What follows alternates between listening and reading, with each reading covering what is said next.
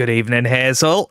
Good evening, everybody at home, and welcome to a live version of the podcast. Obviously, you've got used to me being live over the last few days, but we're live together, just like at the start of this tournament, Tom, when we had the draw, didn't we, on the Thursday morning, all those weeks ago before any of this happened.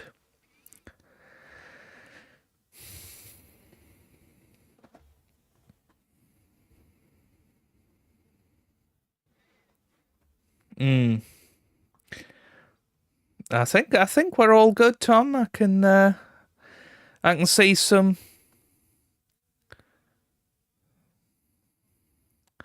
Well, yeah, I'm not entirely sure why that's a thing, but yeah. Hang on. It's nothing to do with what you're doing, Tom. Don't worry about that. Yeah, I don't have. Hang on a minute. Right, let's go for that again, Tom. Hello. Can people hear me now? Yes, you can. Can people hear me now? Definitely they can this time. Because Joe could hear me and the listeners couldn't, so it definitely wasn't my fault. So we're going to have to basically start the podcast again. So everyone forget the past minute. That was just a little dress rehearsal. It didn't actually happen. So yeah. Well, we can just go from now, can't we? You know, I'm the cyclone and all of that. Okay, let's start again. Well, you've not missed much. Joe just said, "Oh, it's just like a few weeks ago." Where again, Joe muted me at the start, but I'm going to start again just so you've got it all. So, hello and welcome to the Snooker Loopy Podcast, Take 1. My name is Tom Mayhew, and I'm joined as always by my very good friend, the Cyclone, Joe Hannard. Good evening, Hazel. Good evening, everybody at home, and welcome to our special live podcast reacting to day one of the final. Just like all of those days ago, Tom, 2 weeks ago, or more than 2 weeks now, isn't it? It's, 2.5 weeks ago when we sat here expectantly waiting for the draw. And I said to you right then, that is the moment that everything is locked in. And the fate of the championship is almost sealed at that point. You know, Zhao Xintong could have been playing Mark Williams in the first round, couldn't he?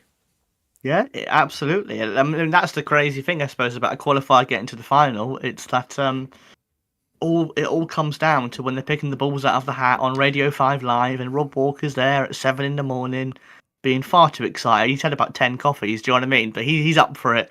And crazy, Rory, that's how it's turned out there. Is, as you said, Xintong against Williams in the final.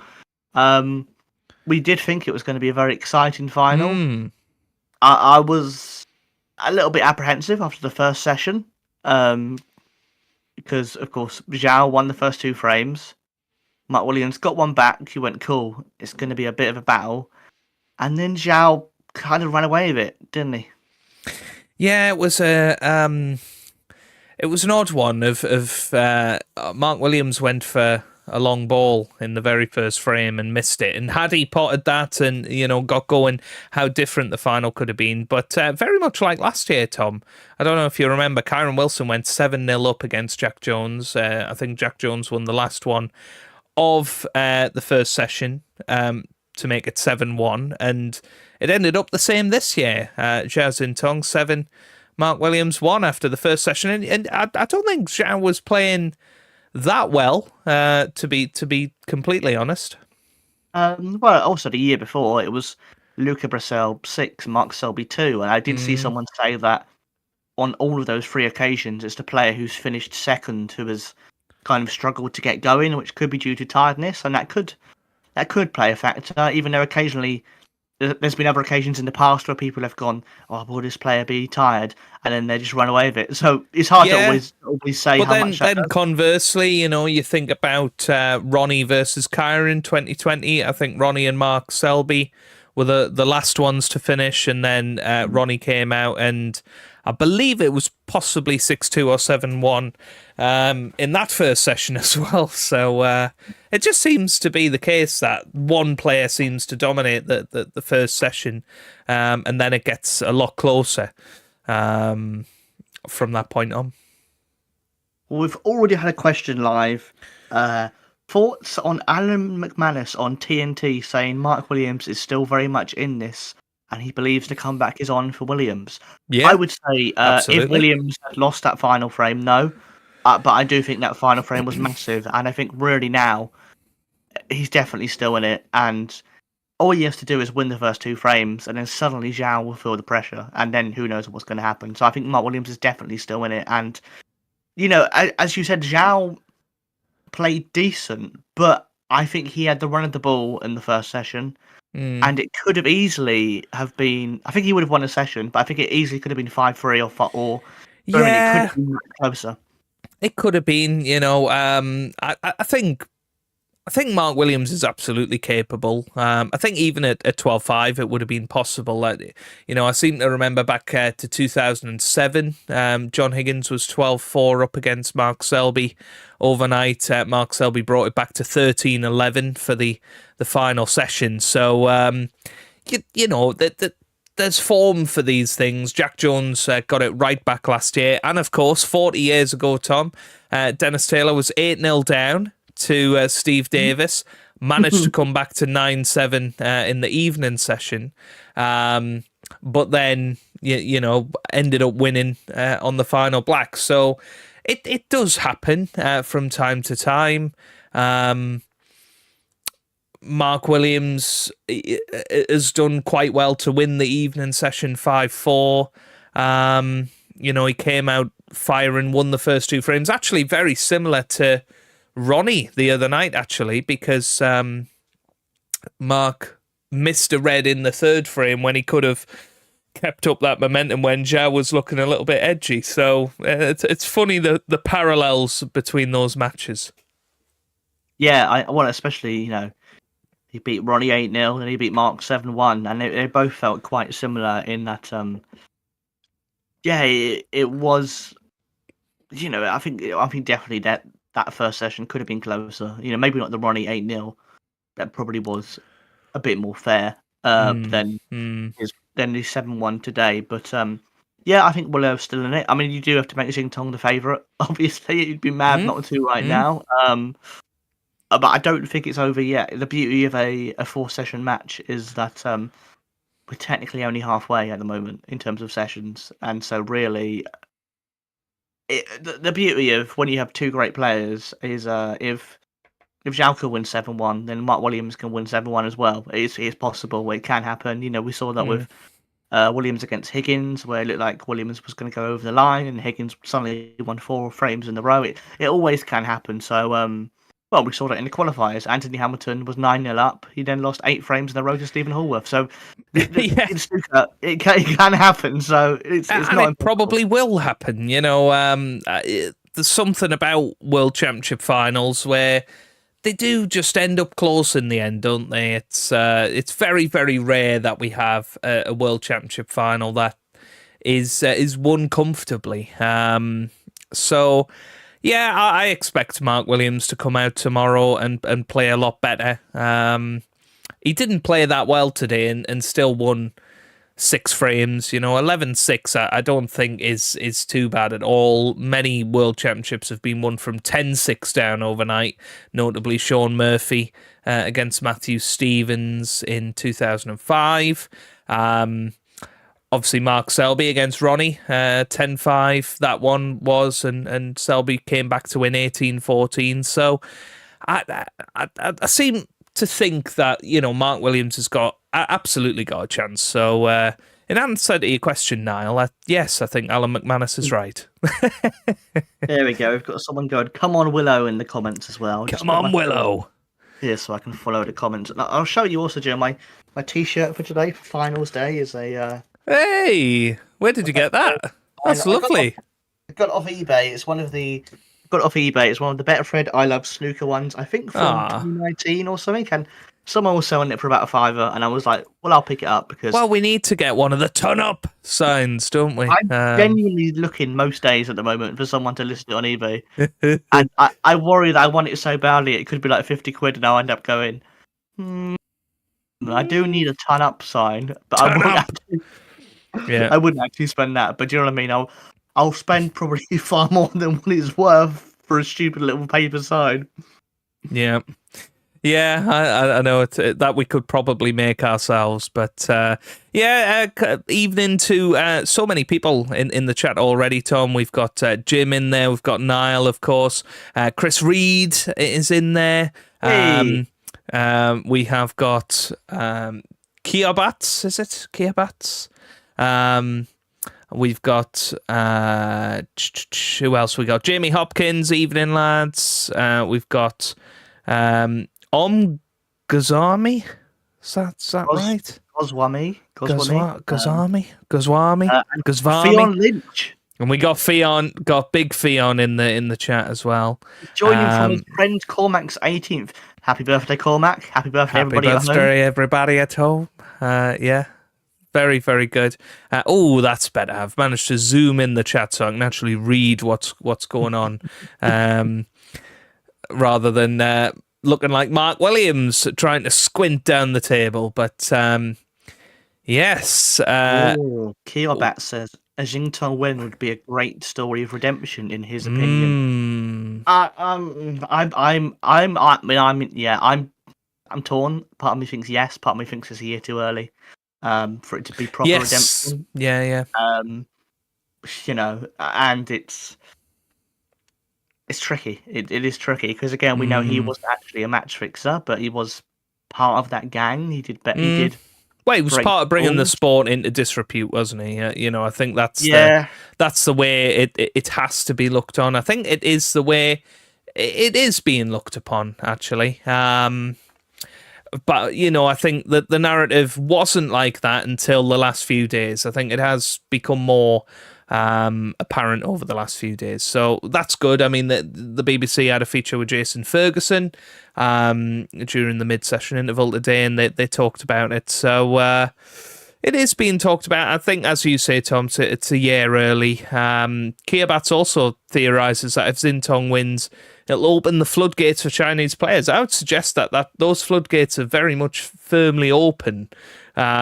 I think those floodgates were probably opened by Ding in 2005, to be honest, because about a third of the players at the Crucible were Chinese this year. So, do you know what I mean? If that's before the floodgates, then we may as well move the World Championship to China because they're all going to be open. You know what I mean? It's much easier for them. So.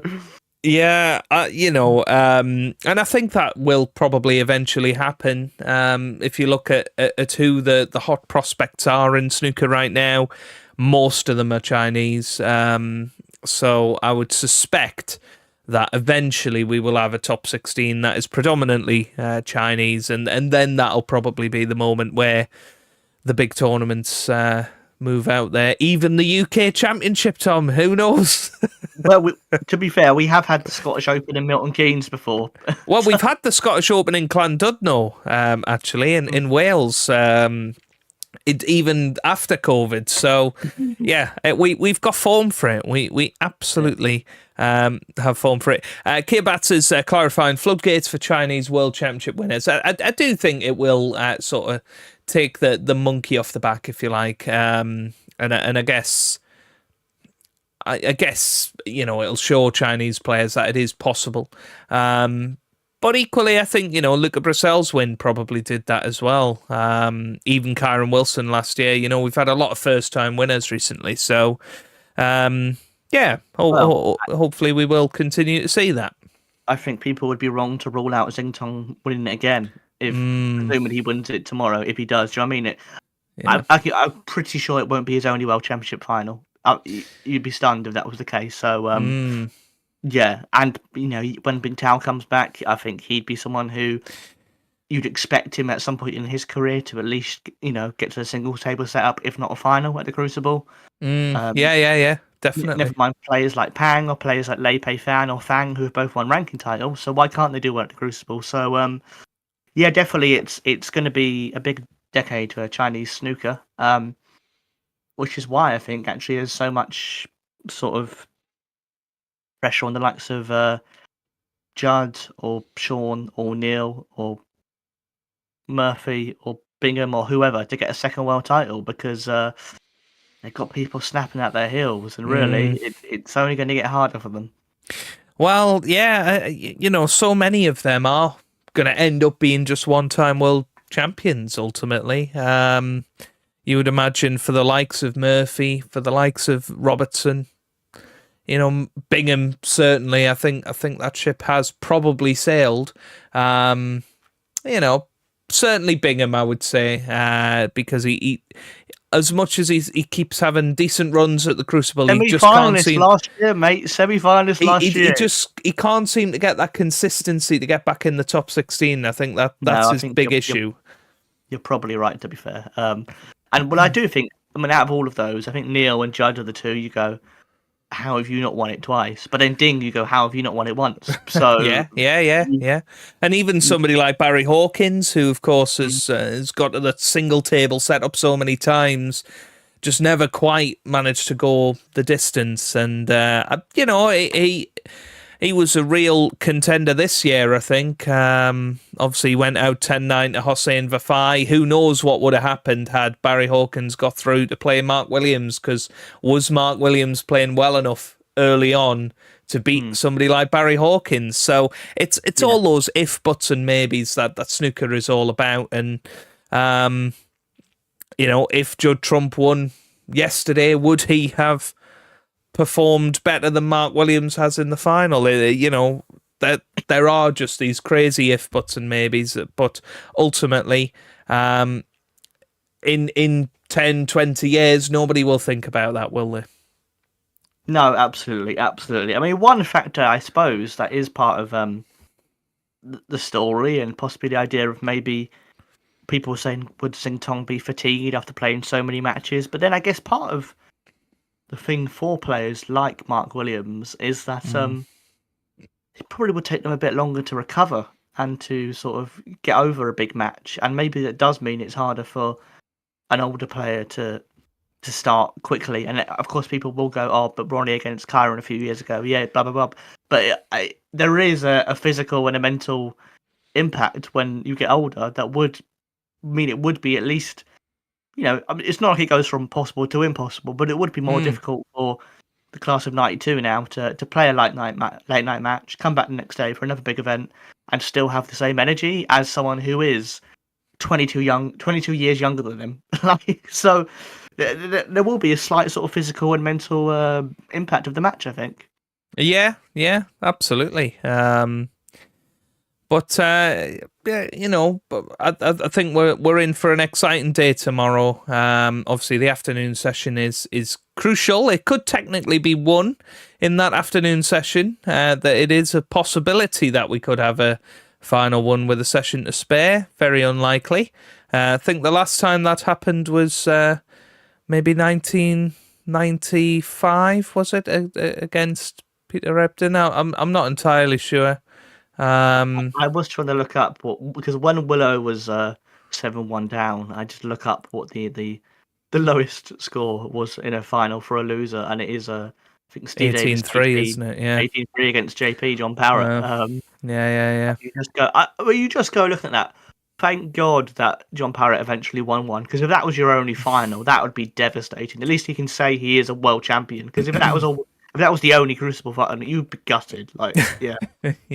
Yeah, absolutely, and the world is better for having John Parrott as a world champion, isn't it? Let's be honest. Speaking of John Parrott, there seems to be this obsession with whenever there's the shot of the tournament competition for the BBC, that John Parrott needs to decide the winner. It's always John Parrott that gets to decide who shot of the tournament is. I don't know how that became John Parrott's job, but there you go. I don't know, because it's not even like it's like JV and you can go, it's like JV's trick shots or whatever. I don't know whether who's the closest they've got to a JV in the studio, or whether they just go, maybe they just feel bad because it's like Steve Davis 6 world titles, Hendry 7. They go, we've got to give John Parrott something. We got, Yeah.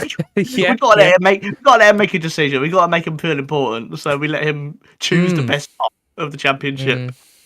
They don't even win anything for that, do they? They should have won a prize, really, like a shiny black ball or something. Yeah, won a shiny Stuart Bingham black ball. Yeah. Oh. As I'm sure many people would like. But I think Mark Williams was in 5 of those shots that were selected for shot of the championship. I don't know, Tom, if you have any particular ones that you've enjoyed this championship. I mean, there was one safety that Selby played, which was just perfectly right behind. I think it was behind the blue or something. There was very few balls left, and he had to be inch perfect to get it behind, and he nailed it. And I think he won that frame on Snookers, and it was just. I'm a big fan for sometimes safety shots being shot for the championship, because it is an underrated skill and often can be even harder to measure than a long pot. So I thought that was very good. I also thought, I mean, just a lot of the Mark Williams choices were brilliant, and it's the one thing actually. I think of the class of '92, I think you said. Actually, a couple of days ago, that the one thing he's kind of not up there with the other two is in terms of consistency. But I think the one thing he is best at than any of the 3 is seeing a sort of out of the box shot and playing it and nailing it. And I think his kind of tactical game in terms of seeing a shot that no one else will see and pulling it off, I think is probably better than any other player of those 3, or maybe of anyone. He's so good at picking the shot, and you just go like, bloody hell, how did he see that? Yeah, clever shots, aren't they? And I think Williams and probably Murphy are actually the best players at playing almost trick shots, but like as not as exhibition shots, trick shots as in live play. I think they're both very sort of incredible flair players in that way of being able to do that. But some of my favourites were Ronnie, knocking that red in down the cushion, and John Virgo going, "What a pot!" That was brilliant. As I say, I think there's been a lot of good Mark Williams shots. I love that blue where he. The deciding blue, if you like, against John Higgins, where he had to come twice across the table to land dead straight on the pink, under pressure, tight upon the cushion. That was a really tough shot. And I think that's probably going to win, I would imagine. But yeah, that shot for Ronnie, especially when he was struggling with his long putting so much, I think that at that moment of the match, that was absolutely fantastic. So that was probably one of my favourites of the tournament. But yeah, it's all going very, very well, Tom, and looking forward to tomorrow. Good evening to Mr. Dog, by the way, who's in the chat.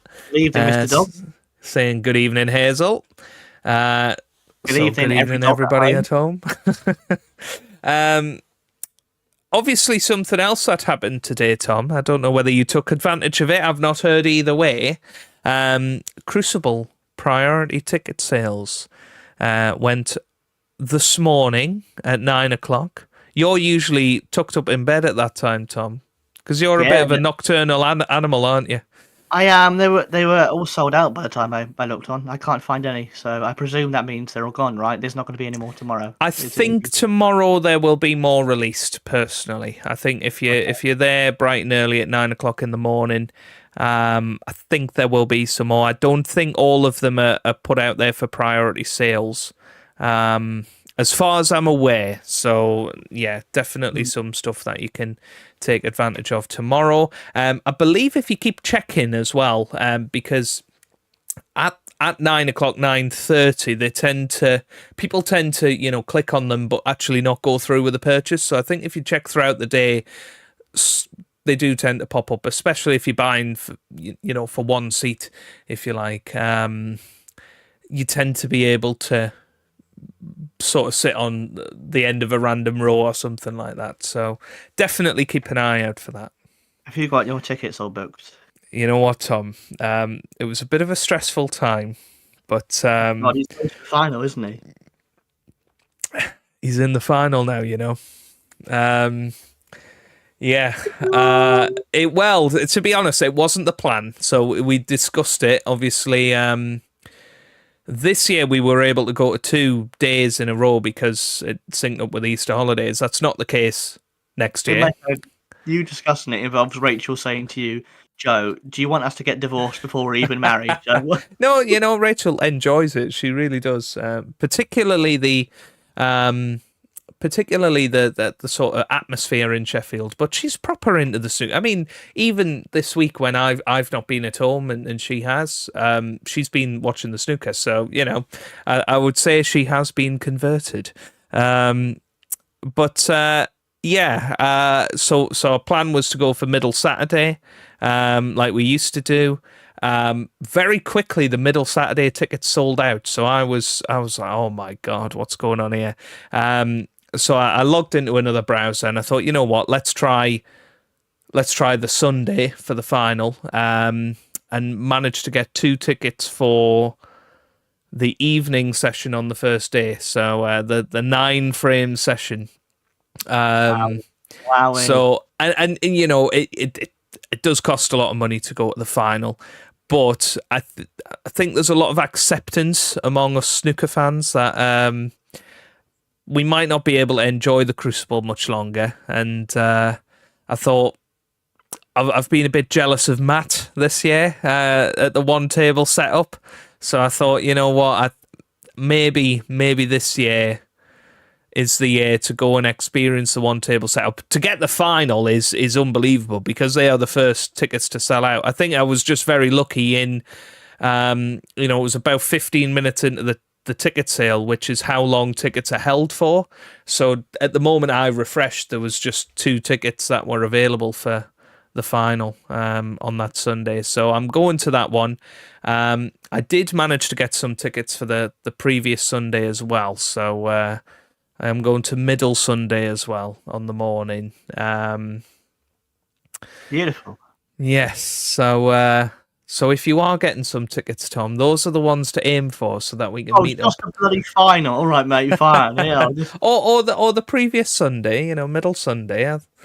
I'm sure there will be. I think there are tickets for that. I think I've seen some tickets earlier today. So if you get in on it, that's when I will be there, and keep an eye out for ticket returns as well. So I think even and I would say this to any snooker fan, even if you don't get tickets for the Crucible, I think it is absolutely worth going to Sheffield for a day and soaking up the atmosphere, going to the Winter Gardens, sitting in the Tudor Square in the beer garden and enjoying it on the big screen. I absolutely couldn't recommend that more to people standing by the stage door, watching the players come in, trying to get a few photos for players. I think it is absolutely worth it. Even if you don't have tickets, I think they do such a fantastic job of making it feel like Snooker City. Oh, Snooker City, absolutely beautiful. And also, I read someone the other day say that apparently, if you do live near Sheffield, you can just sort of pop in, ask if there's any tickets on the day, and there will occasionally be returns on the day, or people who are cancelled because they're not well, or maybe they just don't fancy that session. So absolutely. You can pretty easily rock up most days. At least probably in the early rounds when, if it's not a heavyweight clash, I'm pretty sure it's not necessarily something you have to get up early for. But I'll aim for the final, Joe, or the middle Sunday. Yes. Yeah. I know. Well, it would be amazing, and even if you come for the day, and particularly that middle Sunday, I think that's when that middle weekend is when you have the absolute buzz of atmosphere because there's still 2 tables going on. All of our listeners are now going to try and come on the middle Sunday to hang out with you. You know what? Let's have a Snooker Loopy podcast meetup. That would be amazing, wouldn't it? Joe will charge you for autographs because he needs to make back the money he spent on the final. Oh, yeah.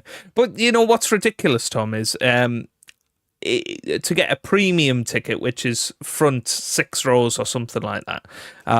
Not the absolute VIP tickets that are 300 quid a pop for front row tickets. But I think for premium tickets, it's about £130 or something per ticket. And actually, tickets for the final are more like 170. So they're not even that different to go to a second round as premium than the final, which just seems all wrong to me, considering all you really get for premium is you get a free program and earpiece. So, yeah, it's all a bit wrong, I think, but that just seems to be the way that all sporting events, concerts, Do not put the price up even more. Everything's already far too expensive. But that's what I mean. I think premium tickets are stupidly expensive for no real reason, other than getting your free program and free earpiece, but you're not really getting them for free because you're paying more. So it's a bit strange to me. But it's the way things are going with concerts and sporting events. Is ticket sales or ticket prices price out the vast majority of fans, unfortunately, and it is a real shame. I mean, it is a particularly shame when snooker historically is a very working class sport. Very much. Yeah. Very, very few people go to Eton and then become a snooker player. Let's be frank. Do you know what I mean? Yeah. And especially the way it's played in pubs and played by a lot of people from pretty normal backgrounds. I can't imagine there's too many snooker players who went to private school, for example. So it's very historically very working class. I mean, Ray Reardon, of course, did lots of stuff in he did exhibitions in miners' clubs and stuff like that. That's very much the roots of it, and also the hotbed of the sport up north in many different places. So, yeah, it is a shame it's been priced out, but then also that's also what's happened to football. Do you know what I mean? It's and that's what I mean. To get tickets to a Premier League match now is nigh on impossible, unless you're willing to pay over the odds. It's just something that unfortunately can probably never be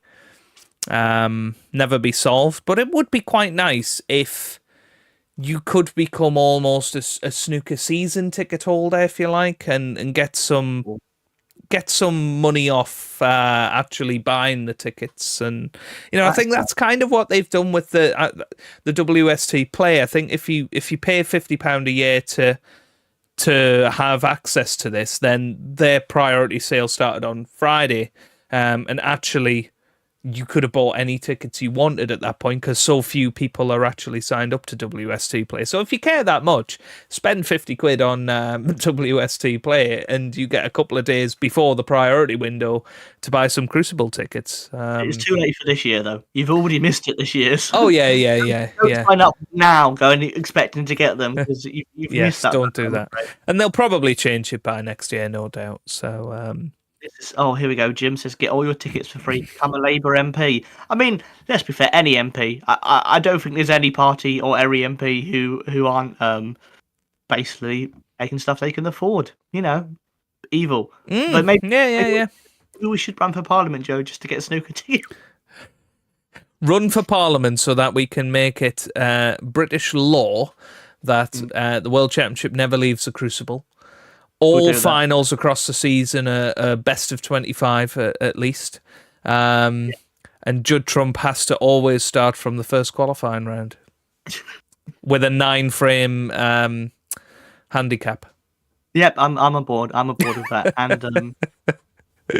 And Dennis it feels like our general election special, Tom, which we're nearly coming up to the year since we did that, where we had to make our own manifestos for running World Snooker. Well, there we go. And isn't it topical that we're trying to reform snooker at the moment? Oh, dear me. We need to be careful, Tom. We might upset some people. But yes, hello everybody. We've got 29 people. Gateshead, Mr. Joe Hannard. That's got a good ring to it. Hey, there you go. For Gateshead, how very dare you, South Shields and South Shields only. Um, The Munster Ravens Snooker Loopy Party, Jim. That is fantastic work. Brilliant, Jim. Yeah, we got 29 people viewing the podcast at the moment. If you are wanting to get in touch, please do get in touch in the chat. Some live Fanjeng email, Tom, I guess. Yeah, shall we get on with some of our segments? Speaking of Fanjeng email, we do have one email to read out since yesterday. So shall we get into that? Yeah, let's do it. It's quite a long one. It is from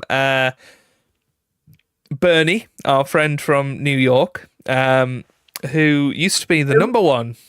I thought Bernie's emote every day of the championship, hasn't he? Yeah. And it does remind me, we do still need to read out Alok's Crucible story. I think we'll do that for the big Crucible review. Well, I think we have to do that. So we'll definitely make a note of that to make sure.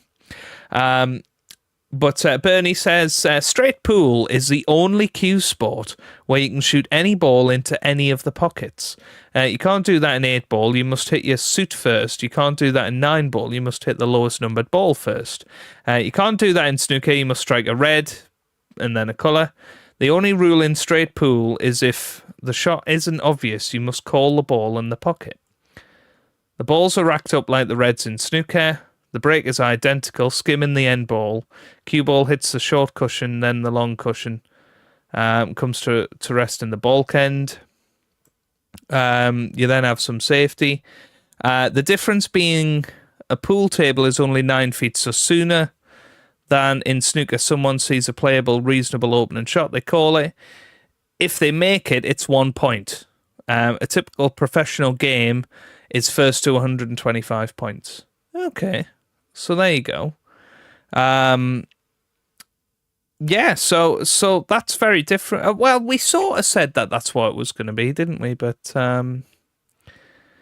yeah, very, very interesting. There's some more stuff about straight pool here. At the end of a frame, you leave one ball near the pack of balls that is known as the break ball. 14 balls are racked up without the head ball. The player continues their visit, calls the break ball in their corner, hopefully makes it, then the white cannons with full force into the pack, spreading them up as the shooter continues his run. I mean, it's like a foreign world, isn't it, Tom? Therefore, in snooker, Joe and Tom, once the frame is done, it's done. Then everyone gets their turn. But in straight pool, if you're on a run, in British speak, you don't give up the table. I mean, he asked, do you like any of these? Just listen to how many rules there are. It's so overwhelming that's probably why I've not got into it, because I'm just like, I just want to hit the ball. He says he thinks we'll love it if we watch it on YouTube. I'm sure we'll give it a chance at some point. But Tom's skeptical. I can tell Tom's skeptical. No, thank you. Oh dear. Our American correspondent says Mr. Dog. Yes, I think that's a good description for Bernie, actually. But yeah, we thought we'd give it a little bit of a go today of trying out our usual segments live so that you guys can react to it in the live chat and all of that. So what do you want to go for, Tom? Do you want to cue the music or cue the laughter? Ooh, shall we cue the music first? I think. Cue the music. Okay, let's cue the music, Tom. So you've brought it along this time, Tom. So would you like to share a little bit about today's Cue the Music? Oh, it's another one of those really crap remixes by whoever that person is. You really build it up, Tom, don't you? So, of course, we had Snooker Loopy by the Big Bill Werbeneck 147 Pints Mix. And we did the BBC Snooker theme as well. And we're just calling this artist the Big Bill Werbeneck 147 Pints Mix artist. Basically, the BBC Snooker theme got the first negative score in Cue the Music history. Tom giving it a -4. I was a bit more generous, gave it a 1.5, but it still has a negative average. Would you like to share what we're doing today? Well, there's only 3 more songs. I mean, one of them is Snooker Loopy, so it might just be a shorter version of what we've already heard. So I don't really know. There might only be 2 more songs, but we've got either the Romford Rap, Harewood the Wake Mix, or Hurricane Hoggins Wins 1982. And I mean, I do laugh every time I read Hurricane Hoggins, so already it might be better, but we'll see how this goes. It's only 40 seconds, so that's already a bonus. Yes. So, those of us that are, tinnitus induced by this music, then hopefully you will be happy that it's only 41 seconds. I will probably mess with the volume a little bit, just so that you guys can hear it. But this is Hurricane Hoggins Wins, 1982. Shall we give it a go, Tom? Let's do it, yeah. Right, 3, 2, 1. Fantastic.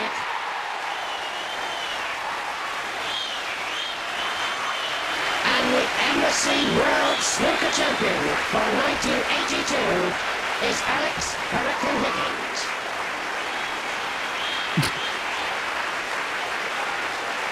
Completely exhausted is Higgins.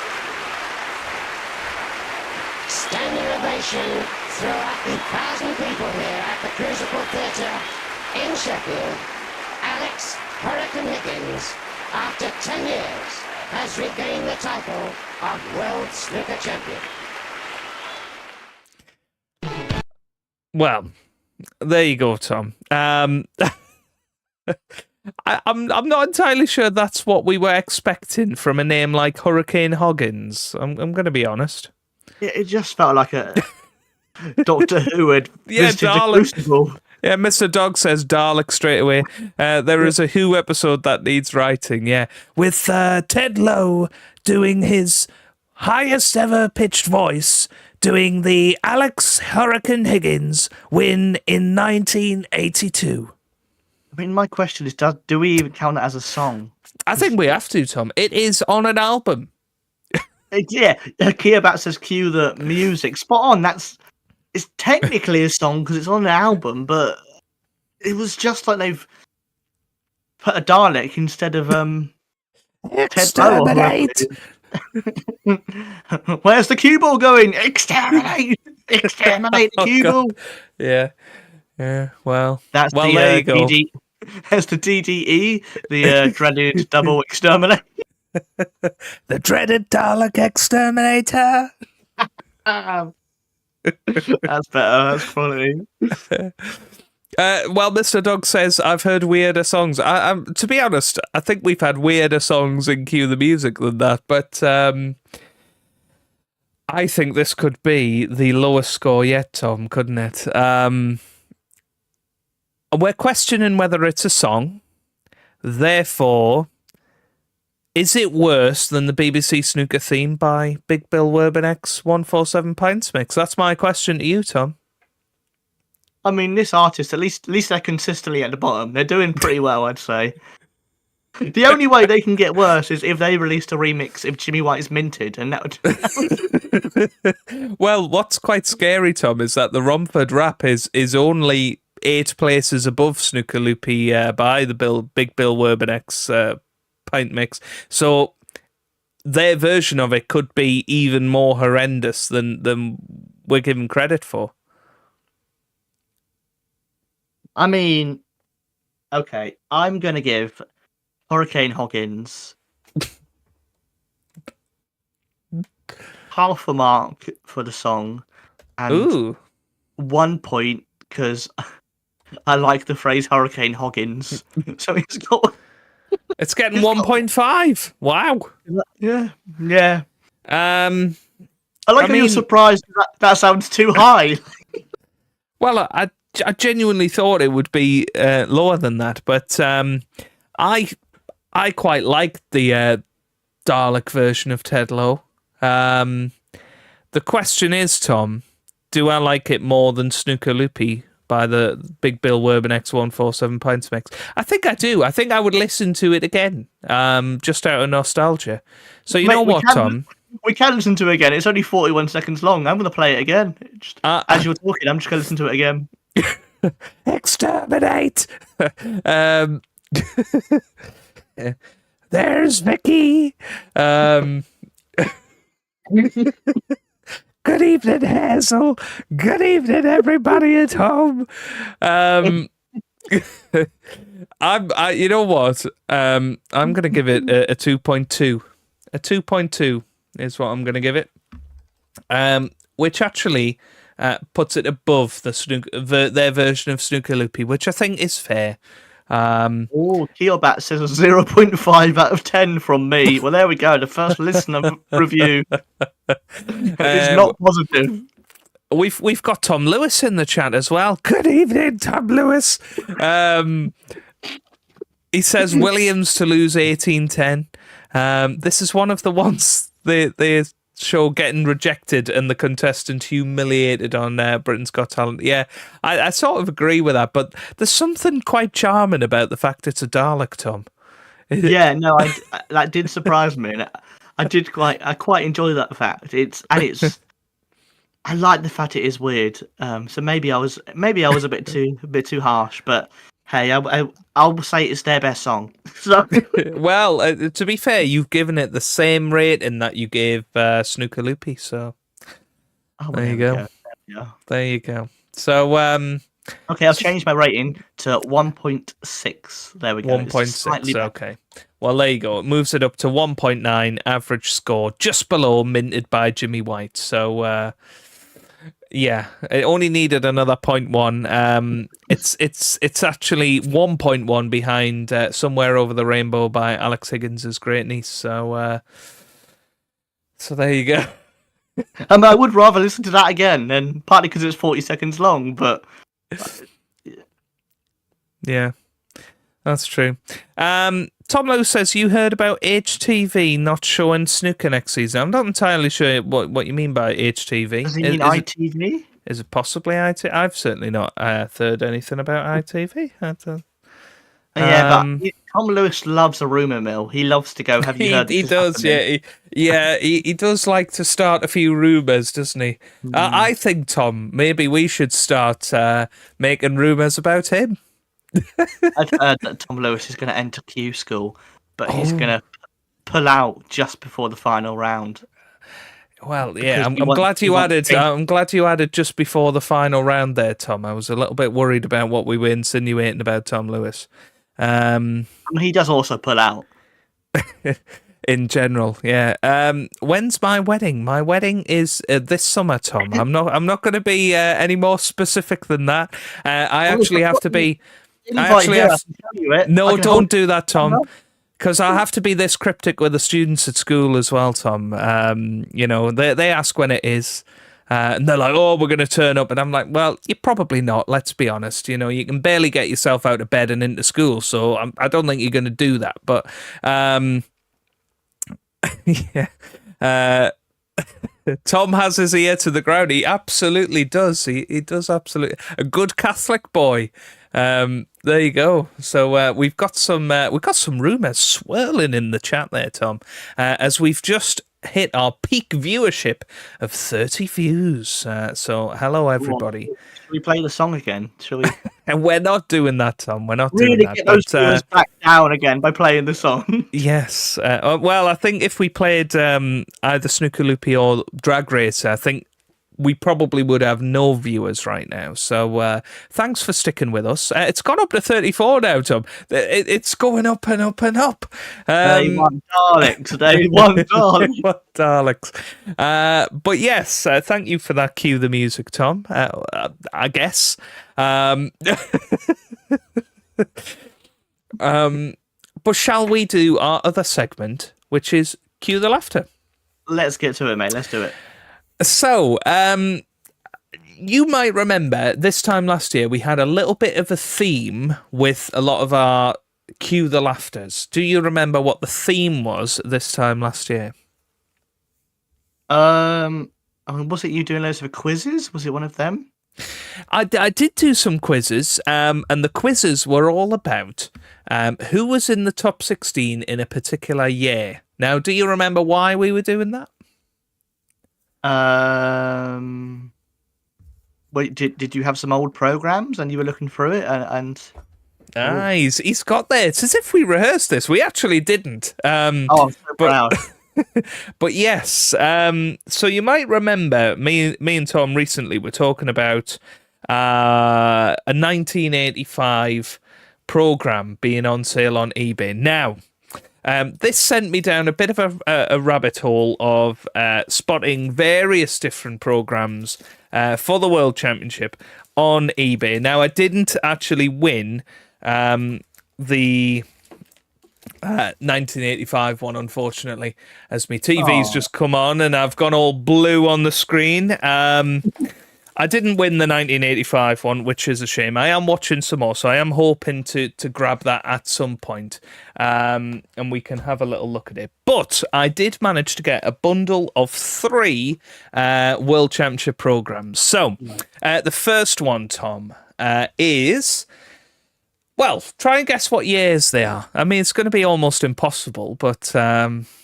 Tell you what, maybe see. you can give me a clue by giving me a detail that's on the front. It can be a sponsor, it can be a player, it can be something like that, and it'll help narrow it down. Okay, I will tell you that 2 of the programs have a sponsor of 888.com.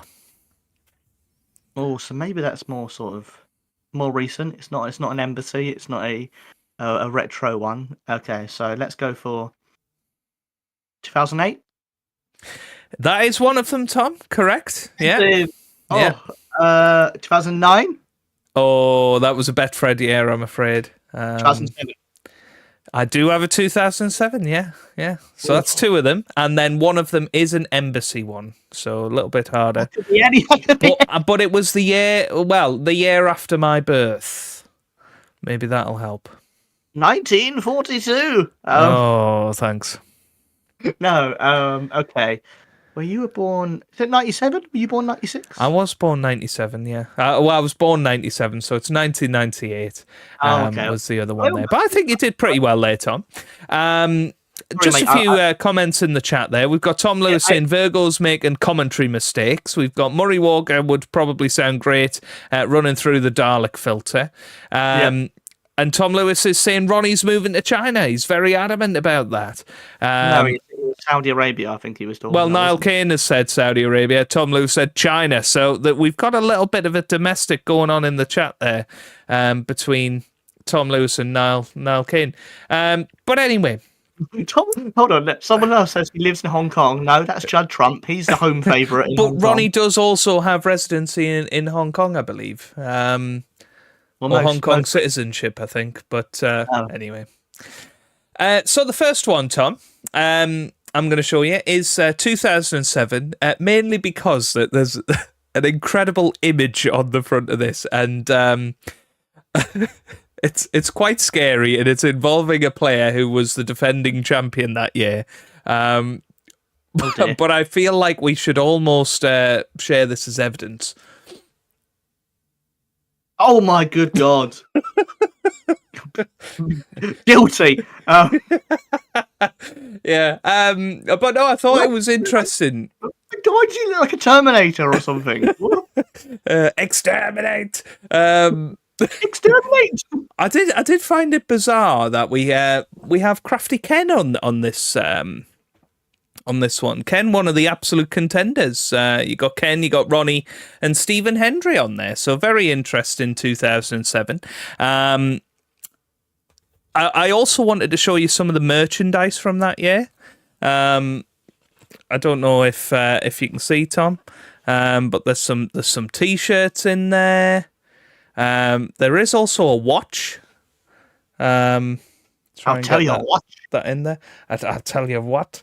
Royal London snooker wristwatch, which is only $49.99. I'm kind of tempted to look and see if that's on eBay. I don't think you can still buy it. No, but it might be on eBay. I also saw there's something about a World Snooker mobile game. There is, yes, the mobile game. So there you go. Get your free game demo. What? I mean, that's proper retro. Text snooker to that number to get your free game. I'm kind of tempted, Tom, to text that number and see what happens. But well, go on, do it live. Let's see what happens. Well, no, I think you should do it, Tom. I think you should do it. Oh, so you're tempted, but I should do it. No, I can show what's going on here, so I can read out what's happening, and you can text it. So it says queue up for the official World Snooker Championship on mobile for the first time, featuring up to 20 licensed players from the World Championship, complete with 20. Up to 20 is a lovely way of saying. Up to 20, yeah. Play at the Crucible to become the world's greatest for 2007. This is as close to playing in the tournament as you will get on the move, the most realistic and advanced snooker simulation on mobile. So there you go. So what have I got to text? Can you just read the word that? snooker. Okay, snooker. I've done this before, haven't I? With something on your. It was to win the.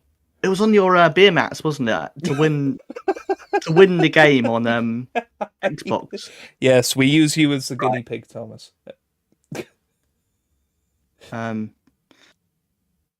Might be on eBay for triple the price. Can you read this? Can you read this? What it says? I can't see that. Oh, there you go. What does it say? It will cause charges. Go on. It's going to cost me money, Joe. Go on. There we go. I've done it. I've sent it. He's sent it. Oh, I mean that would be amazing if that still works, but there you go. It might just cost me £1 for absolutely all, which is fantastic, mate. There's a feature of Arian Williams in there.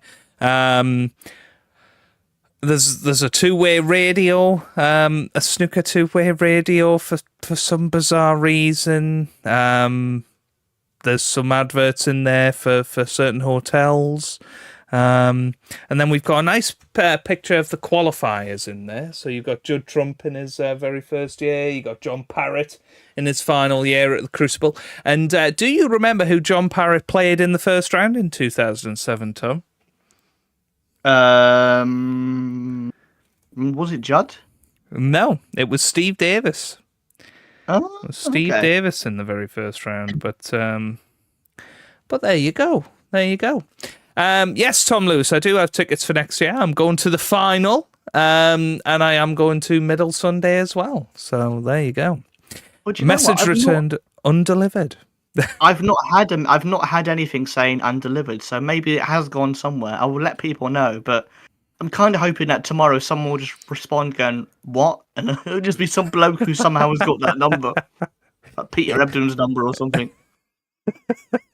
So yeah, that's the 2007 program, Tom. I'm sure there's stuff we will look at in the future with that.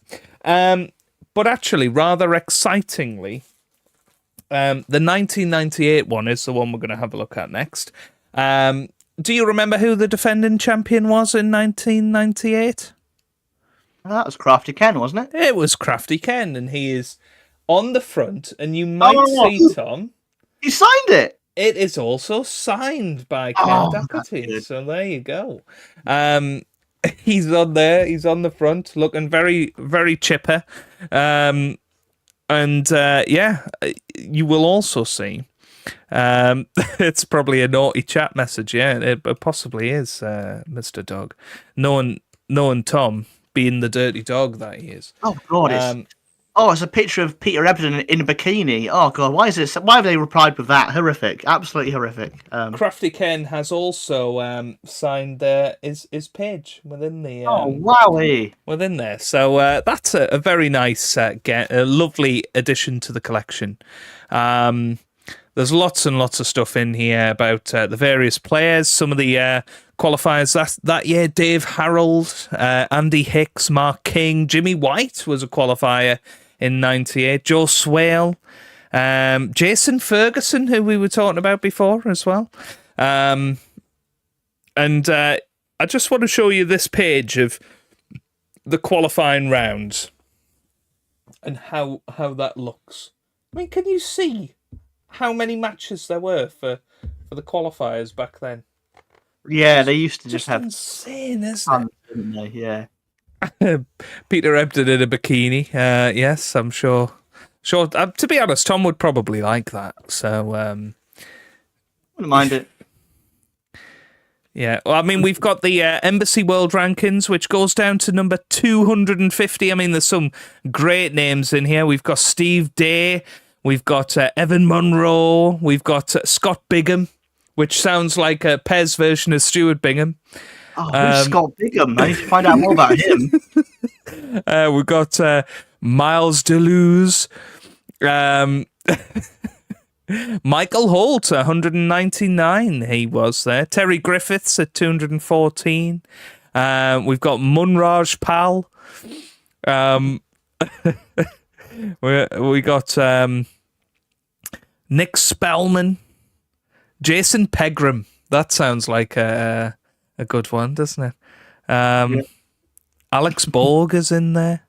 I'm seeing if there's any, if Jason Tart might be in there. He may well be. You never know. You never ever know. Chris Shade. Chris Shade. What a name that is. Chris Shade. I feel like we're more like to see Dick Pipe in there, mate, to be honest. I think he's... Dick Pipe, yeah. But there you go. That is 1998. Signed by the current world champion, defending world champion, which was Crafty Ken Doherty. And again, we will probably have a closer look at that programme going forward. But perhaps most excitingly, Tom, 2008, John Higgins defending champion, of course, there. Now, this has been signed multiple times. It's got a lovely picture of the top 16, by the way. I'm sure you could do an analysis on all of the suits of that top 16 picture. Please send me it. Please send me it. This one has been signed by Ronnie O'Sullivan. Wow. It has been signed by Stephen Hendry. It has been signed by two other players as well. Ali Carter. And that is less exciting after you opened with too high there to go down to Ali Carter. Well, it has also been signed by gentleman Joe Perry. Now, who has hair? Can you tell me what is special about those four players and the 2008 World Championship? They can't have been the final four, can they? They were the final four. Yeah. Wow. They were the final four. We've got a lovely picture of Jan Verhaas there as well. Oh, that's a poster. It's going to go straight up in Joe's room. I mean, there's some absolutely cracking things in all of these four. I mean, we got one of good old Sean Murphy there. You see him? Lovely. Next to a big sack of balls next to him, But in this, it does have the top 10 Crucible shocks, Tom. Number one is apparently 1982 first round. Do you know what happened then? Did Steve Davis lose as defending champion? He did to who?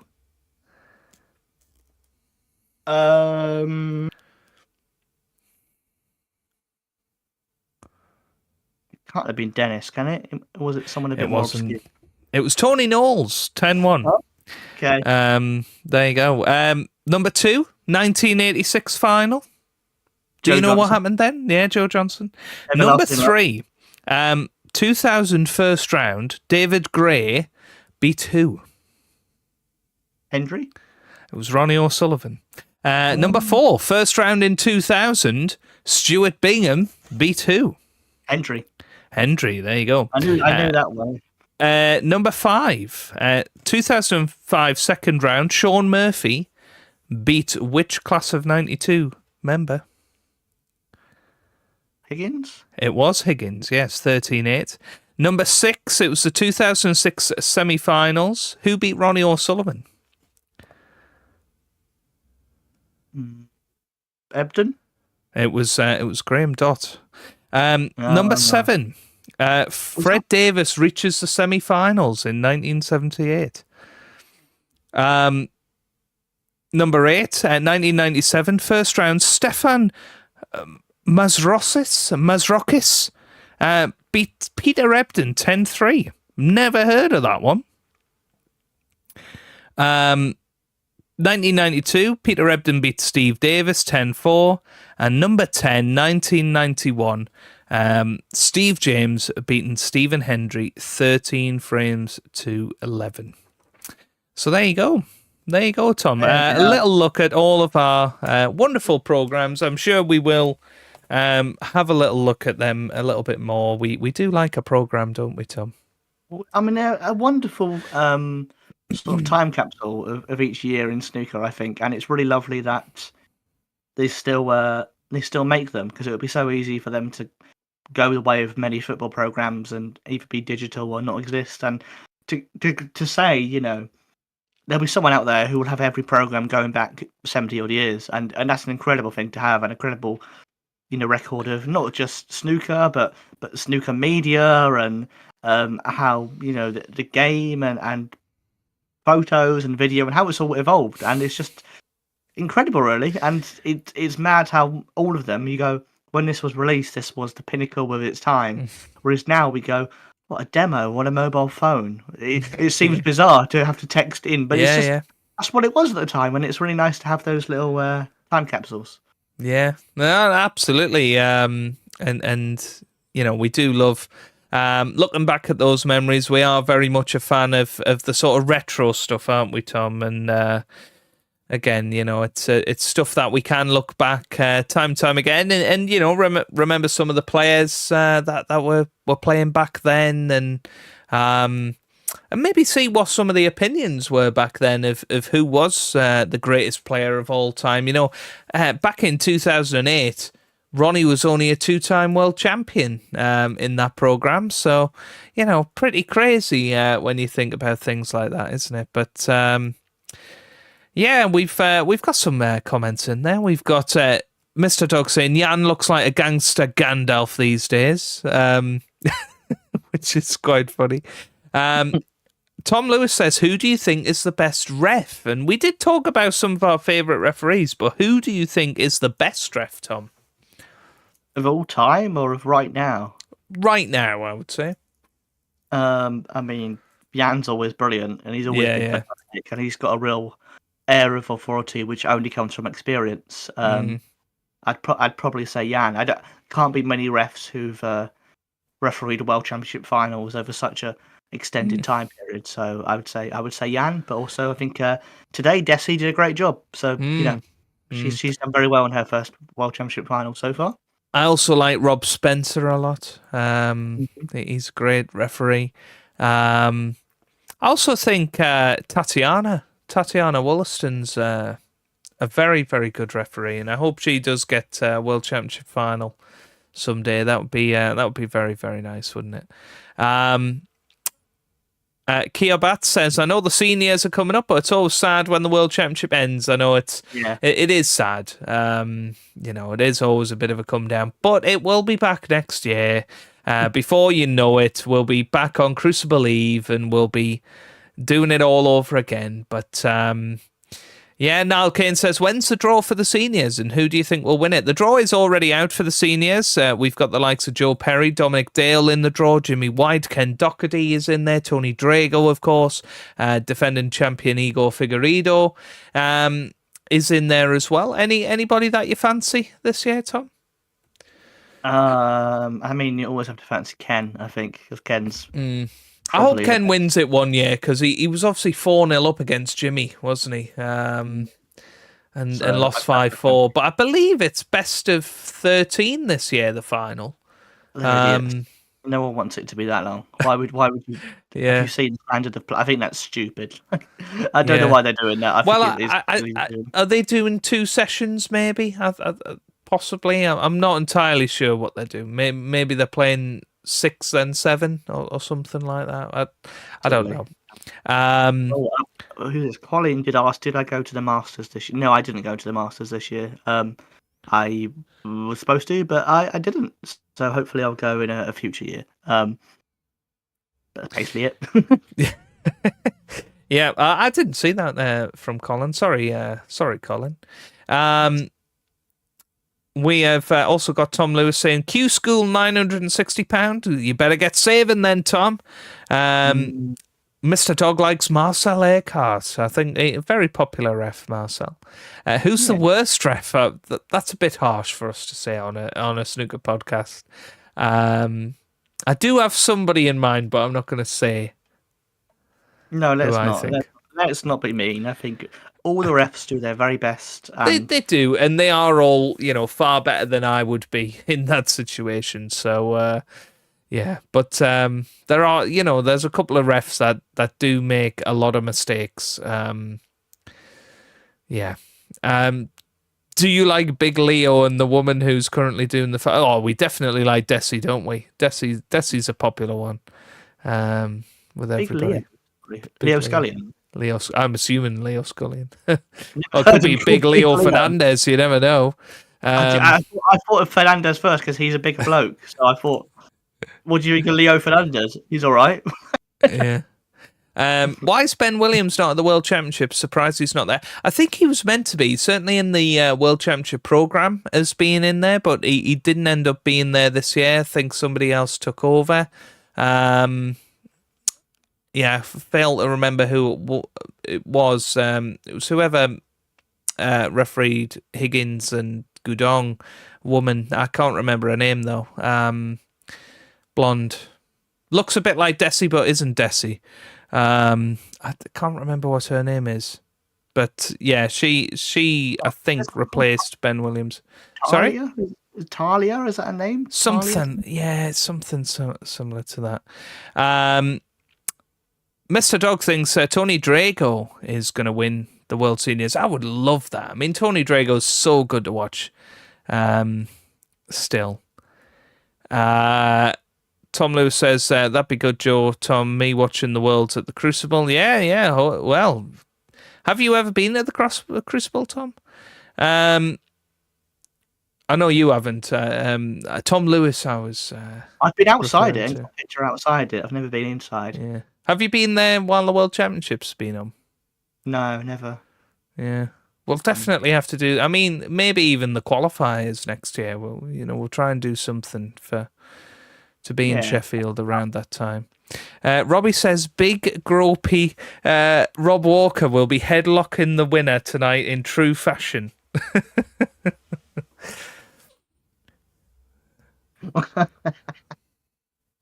He will be, and they'll love it. They'll absolutely love it.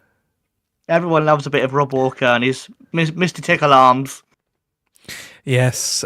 Tom Lewis says, has Ken Doherty retired? No, he hasn't. He's still got a year left on his tour card, I believe. Yes, that's the one. Micah Kessler. That's who it is. That's who I was talking about. Crucible's probably sold out.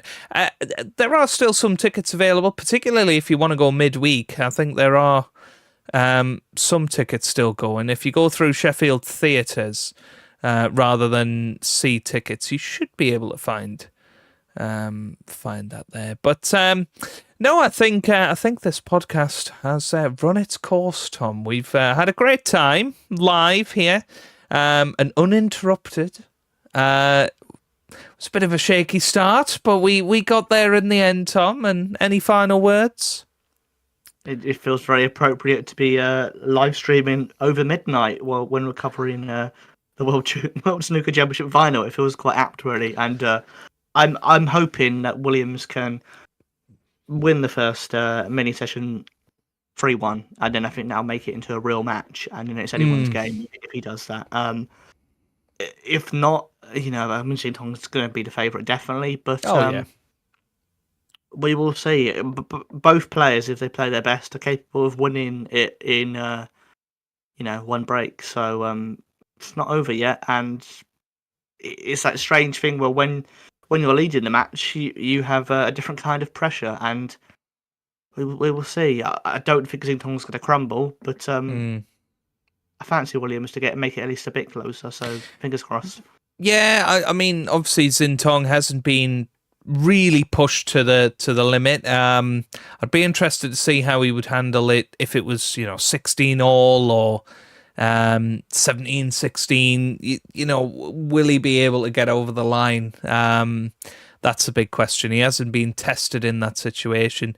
As you say, if Mark wins 3 of the first 4 tomorrow, 12-9, match on, definitely. If Mark Williams wins the session tomorrow, he'll be going in at least 14-11. I think that's absolutely anybody's game. So that'll be Mark Williams' target tomorrow afternoon, but starting at 2 o'clock, I believe, or 1 o'clock. 1 o'clock with Hazel and all of the boys in the studio, and we will be joining them as well. But thank you very much for joining us tonight. All 400 views that we've had tonight, Tom. We've got 26 there currently in the chat. If you have enjoyed it, do hit the like button down below. Share it out to as many people as you can, and subscribe. We probably won't be back tomorrow. We might be, depending on how early it finishes. We might do another live stream. We'll decide, but we'll definitely be back later in the week with our big review of the World Snooker Championship, and I guess a little look forward to the Seniors Championship, Tom.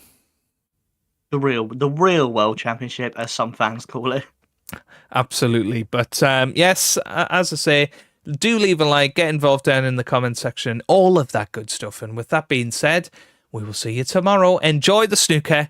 And this time tomorrow, you will know who the 2025 World Snooker Champion is. Ooh. Good night, JV. Good night, Dennis.